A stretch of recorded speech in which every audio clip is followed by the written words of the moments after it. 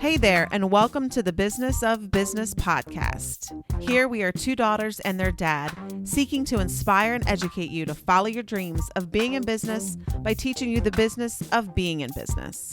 The good, the bad, the humor are all parts of our unique perspective as an entrepreneurial family. Thanks for joining us. So grab a coffee, turn up the volume. Here we go. J Faith Hair Studio, centrally located in southern New Jersey. J Faith Hair Studio is the place to go to become the best version of yourself.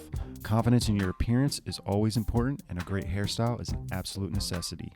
Visit jfaithhairstudio.com to book your appointment today. Hi, everybody, and welcome back to the Business of Business podcast, Two Daughters and Their Dad. I am your host, Staci J. Dempsey, and the J is very important. Why do you ask? Because it's what brings a joy. And as usual, per usual, thankfully, I have with me the dad and the daughter, Jack and Jennifer, via Zoom, doing this podcast, making it work. Good morning, everyone. Good morning. Morning. Good morning. So we have been chit-chatting, and boy, do we have so many times we feel like we could just really share with all of you. But today we wanted to dive into the managing versus leadership topic, because we feel like maybe the two often feel like the same, but they're really two different ways, two different things in our business.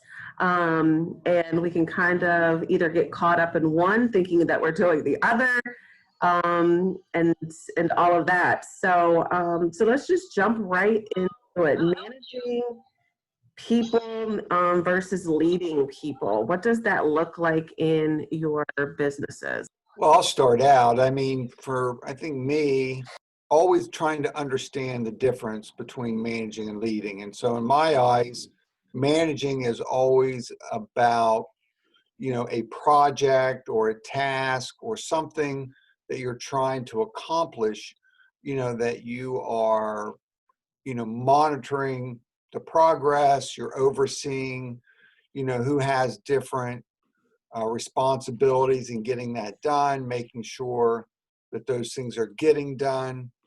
So it's more, in my eyes, more task-oriented, where leadership is more vision, where your role as a leader is to kind of cast a vision for where you want your business to go, where you want your organization to go. And it could be more of that longer range view of your business, and then empower people, to try to lay out the course on how to get you there, and not so much, getting into the details of that, but empowering people, to lay out the course,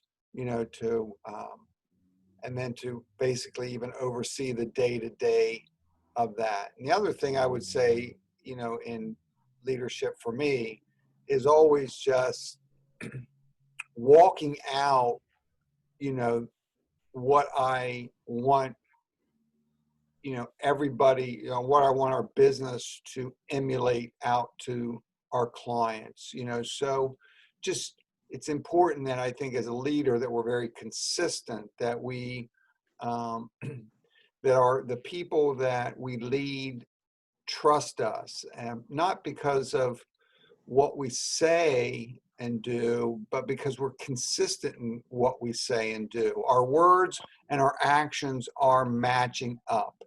And so they can trust in us as leaders, because we're not always going to do what they do, but we're going to do our part, in the overall plan. So I think it's important, from my perspective, to always understand those two different roles. Yeah, I have to agree. I mean, when I think about managing versus leading, in my world, I almost manage systems. Right? So we have systems in place throughout the business that we manage how well the systems are doing if we need to adjust. But when we're talking about leadership, leadership comes into more dealing with your team or your employees. And it's funny, as you were talking, Dad, I just had a thought over the past few weeks. We've been talking about dress code inside the salon.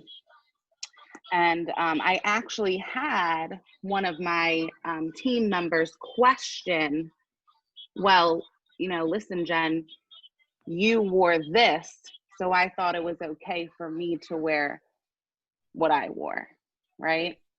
And so it kind of checked me to say, I say these things, and I'm just as accountable as everyone else to make sure I'm showing up and leading in how I want the salon to be represented through just our work attire and how we look. So that kind of reminded me of just kind of something that we just dealt with in that aspect. But leading people instead of managing people, there's a huge difference.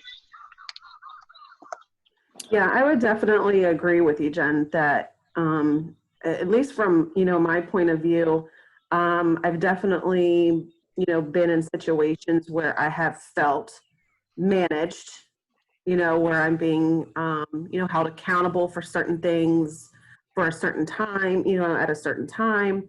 And that was all fine. And I've been in those situations, particularly back in my Wawa days, where, I could sense that someone felt like they were in a leadership role, and that they were doing a good job of leading our team to do certain things.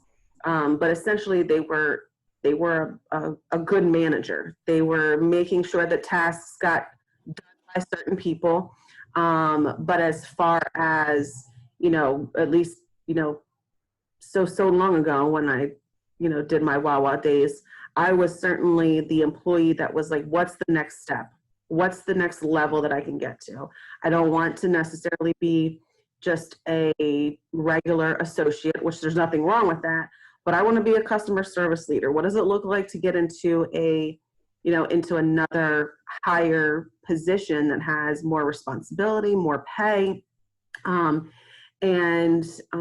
Thankfully I had, people come along that really did have true leadership to where they were saying, all right, Staci, well, these are the things that you need to learn in these other roles. Let me teach you. Let me show you how it's done, rather than maybe some other managers that I had along the way that almost felt like, they were taken back by some of the questions and the things that I wanted to progress to do, almost like I was stepping on their toes. And so they managed me in a way to where I didn't have any real growth. I didn't have any real opportunities. I didn't have any real chances to show that I wanted to take on more, that I was, accountable, I was trustworthy, and that I was eager to, to get to another level. And so I think sometimes too, people look at managing, they think they're leading, but really they're just managing us, and they're not really leading us to something that's better, something that's,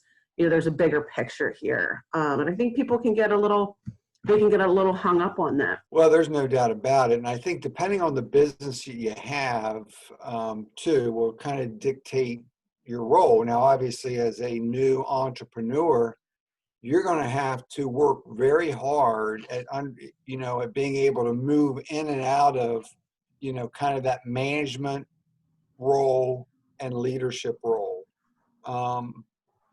Meaning that there's going to be moments where you're going to have to, be very task oriented and managing that, A gets done before we can go to B. And then when B's done, we can go to C. It's a very linear type of, we got to follow each step of the way. And I'm here to make sure everybody's, doing their piece to make sure we keep this process going. But then there'll be that point when you have to step back and then, cast vision and lead by example, and really understand your team, and grow in your understanding of your team. But, when you have, businesses, or you have a business that has maybe a very young workforce. Turnover's pretty high. One of the things you have to be careful with is that, you can just kind of fall into this kind of almost overbearing, here's how you do it, and I'm going to tell you how to do it, and you're going to do it my way every step of the way. And, it just becomes where you stymie any type of development, even for, a younger workforce.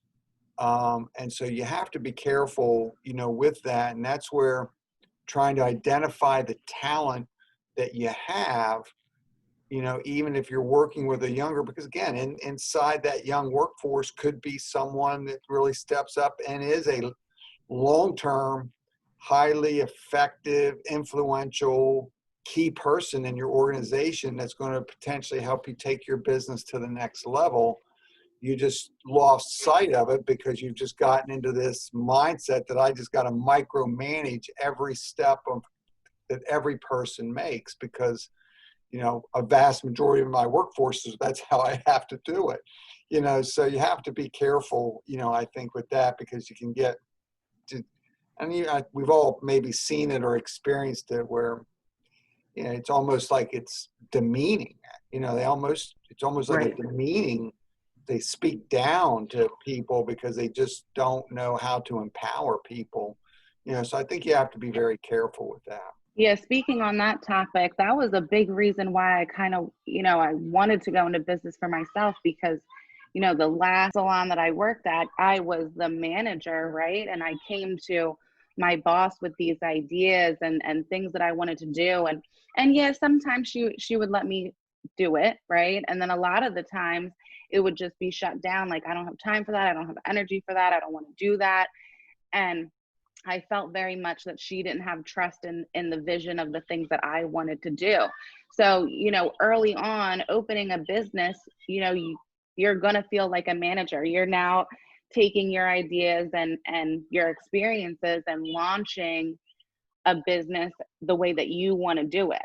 Right. So early on, you're going to feel like a manager, creating systems and expectations and cultures. But I think that over time, that switch comes on where you start to, like you said, Dad, identify people's strengths, and the conversations look way different 5 years in than they did year one. The conversations are with my team. This is what I think.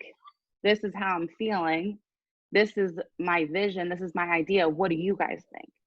And when you have that kind of conversation, that's where magic happens inside of your business, because not only are you showing your team that you respect their ideas and their thoughts and their creativity, that they respect you even more for being open to listen to where they see themselves inside your business and how can they help and how do they find value with just listening to how they feel about certain things. So that's a major, major turning point. And again, when you first start a business, it's so much about management.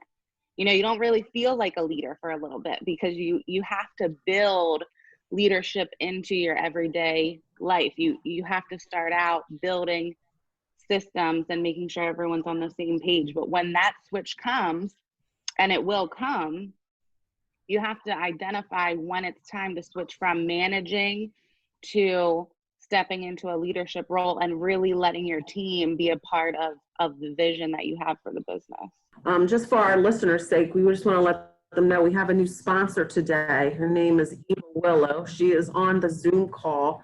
Jennifer is doing a little work-life balance situation today. So, all you entrepreneurs out there, that how do you balance, childcare? What do you do when you don't have a babysitter? Guess what? You just do it anyway, right? You set the kid up in front of their favorite game. You hit mute when you need to. You get them all the snacks and the juice they need, and then you get on the call anyway. That's what we do. So shout out to Eva Willow for being our new sponsor today for our podcast. Just so everybody knows, my youngest granddaughter, that Eva Willow. That's So right. not just Jennifer's daughter, it's my granddaughter, just saying. And my little cute little baby niece That's that right. is just a little wild child. But anyway, back to our Right. that's our scheduled break, Janet. Can we do a scheduled break? You know what? Let's do a scheduled break right this very second. Dempsey Weiss & Associates is a multi-line insurance agency successfully meeting the insurance and financial needs of the landscaping, business contractor, and agricultural community in southern New Jersey and southeastern Pennsylvania since 1989. To learn more, visit us at www.dempseyweiss.com. All right, everybody, thanks for taking that break with us. And we are back, and we are talking about managing versus leadership. I know that sometimes managing versus, sometimes managing people that have been with you for a longer period of time versus maybe some people that have just come into your business, versus leading those people that have been with your business for quite some time may look different. What has been your experience with, people that have been with you for a long time versus maybe a new hire or someone that's been with you, say, like a year or less? What does that look like for you guys in your business? Well, for me, I kind of, there's really four categories that I work through depending on, and I have a larger team, that I work with. The first category is kind of more of a directing category. So, where it's, here's what I need done. You don't really need any support from me, because how to do these things. It's just, I need this done, and so there's a structure and an operation and an organization in place to get that done. And so, the communication around that would be, hey, I really appreciate your help. Will you do this for me? And, and do it this way.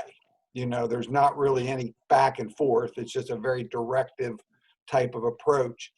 And then there's a situation where you're going to be more coaching, where you're going to be coaching someone. So it's still kind of a, hey, this is what we need done, but I'm here to talk about it with you and support you and kind of walk you through this.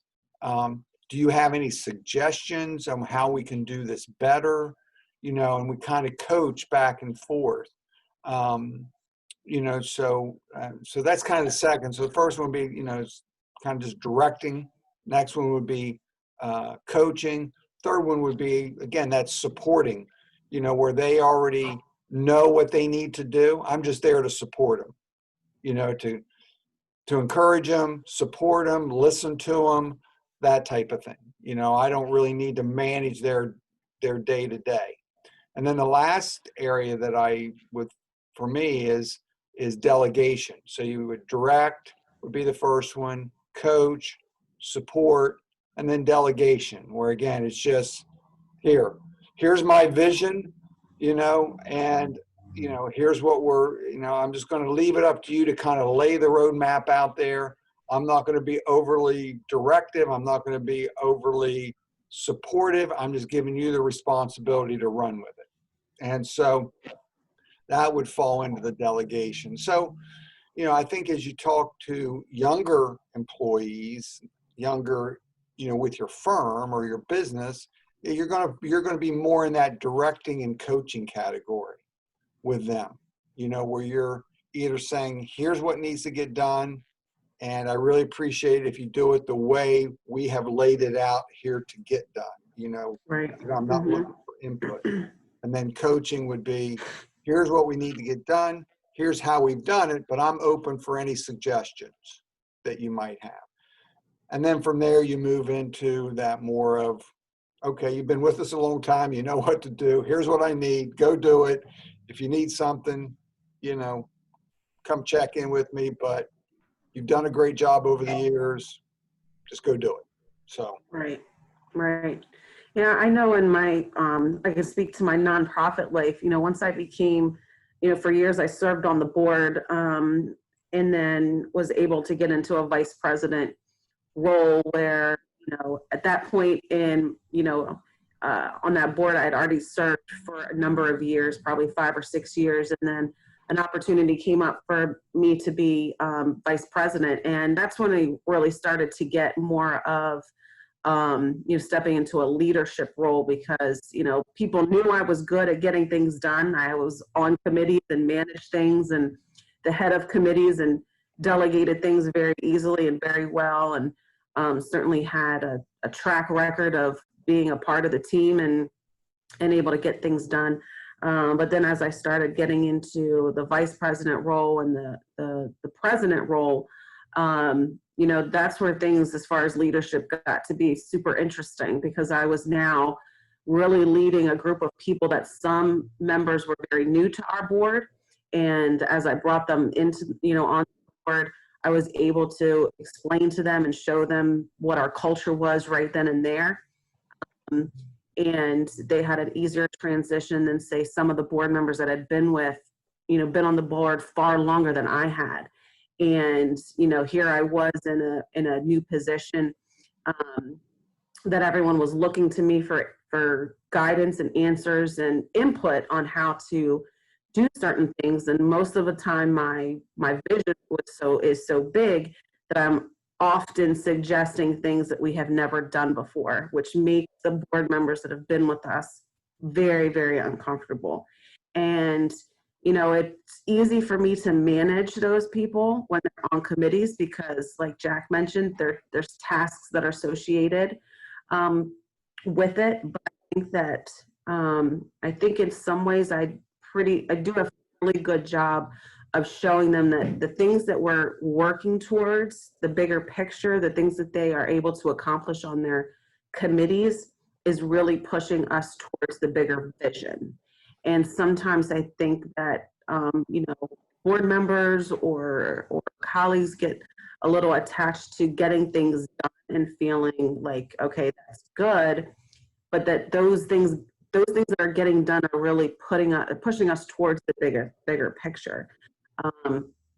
And the bigger picture may not be something that we thought we would ever do. I know that's on our board. We're doing things now that I have board members that have been on the board for 15 years, 20 years. It's easy. I never thought in Salem County we would be accessing grants of this amount. I never thought that we would be, bringing on these types of board members that are highly esteemed, people in our community and outside of our community. And, that all came from, decisions that as a board we made together, but, me along with, the executive committee and executive director all said, can't keep doing things the way we've always done. Here's the bigger picture, and being able to really vividly show people what that vision is and what it looks like and what it feels like.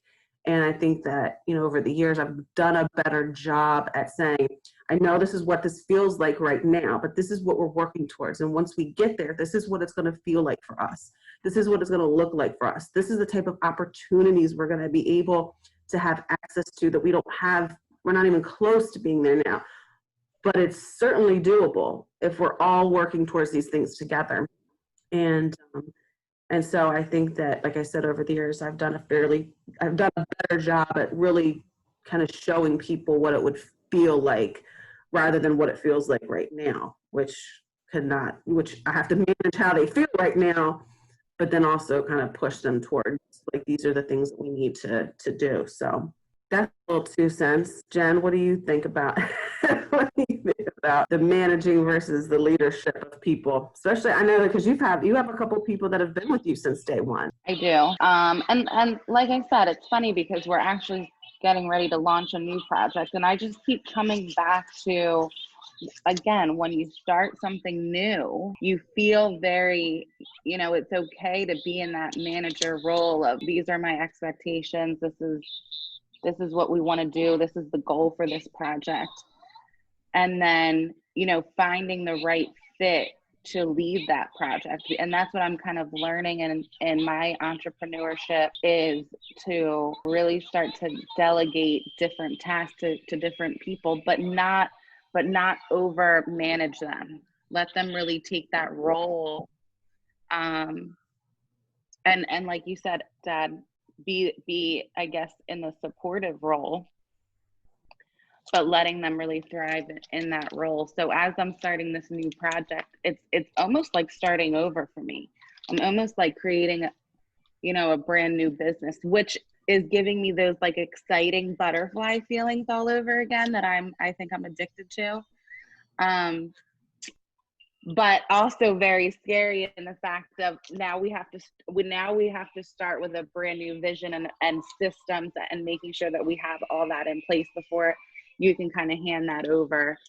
But leadership is essential in all businesses. And I think it's something that you have to work on. I know that I think that for me, I'm naturally good at management, but leadership, doesn't come naturally for me. It's something that I have to work on and study and perfect and just keep getting better at. What about you guys? You guys think you're better at management or leadership? I think that I'm equal. I think I'm 50-50 on both. I think I need improvement in both areas. But I think that I do a halfway okay job at both. And I think too that, part of leadership is making some really tough decisions. And I only say that because this past year, I had to let go of a longtime board member. And it was a decision that I struggled with. I told my board before I made the decision that I've prayed about it, I've thought about it.